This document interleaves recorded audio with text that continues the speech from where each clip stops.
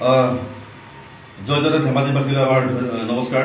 এই কথাটো হৈছে কি আজি তাৰিখত আমি আমাৰ ধেমাজি মাছ বজাৰত যিটো ধেমাজি পৌৰসভাই ধেমাজি নগৰ সমিতিয়ে যিটো কৰ কাটলৰ চিষ্টেম কৰিছে, গাড়ী ৰাখিলে পইচা উঠোৱাৰ চিষ্টেমটো কৰিছে, তাৰ আমি বিৰোধিতা কৰি আজি আমাৰ ধেমাজিত বিভিন্ন কেইবাটাও আমি সংগঠন একগোট হৈ ক্ৰমে আমাৰ যেনেকুৱা বীৰ লাচিত অসম ধেমাজি জিলা কমিটি, আমাৰ অসম জাতীয়তাবাদী যুৱ পৰিষদ, কৃষক মুক্তি সংগ্ৰাম সমিতি, উন্নত প্ৰচাৰী ছাত্ৰ সন্থা, আমাৰ গণ অধিকাৰ মঞ্চ, তাই এখন যুৱ পৰিষদ, আমি আৰু বহুতো জাতীয় জনগোষ্ঠীৰ আমাৰ লগত ইতিমধ্যে যোগাযোগ কৰি আছে।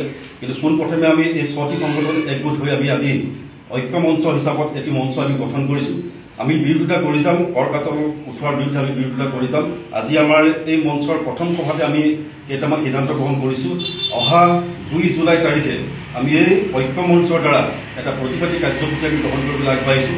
আমি জনাব বিচাৰিছোঁ, আমাৰ সেই 2 তাৰিখে প্ৰতিবাদী কাৰ্যসূচী প্ৰাক মুহূৰ্তত যদি আমাৰ জিলা প্ৰশাসনৰ লগত কথা বতৰা পাতি বা আমাৰ পৌৰসভাই যদি তেখেতসকলৰ সেই কৰ কাটল চিষ্টেমটো যদি ধেমাজি মজুৰিৰ পৰা উঠাই পেলাই, তেতিয়াহ'লে আমাৰ ক'ব লগা একো নাই।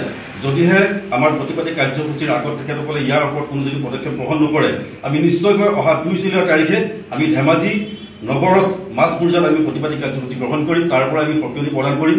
যি মুহূৰ্তলৈকে আমাৰ ধেমাজি নগৰৰ পৰা এই কৰ কাটল টেক্স চিষ্টেমটো উঠাই নিদিয়ে, গাড়ীৰ কাৰণে, মটৰচাইকেলৰ কাৰণে, আৰোহীৰ কাৰণে যদি টেক্স চিষ্টেমটো উঠাই নিদিয়ে, তাৰ পৰৱৰ্তী সময়ত আৰু জংকী আন্দোলন আমি এই ঐক্য মঞ্চৰ সমিতিৰ দ্বাৰা আমি গঢ়ি তুলিবলৈ বাধ্য হৈ পৰিম।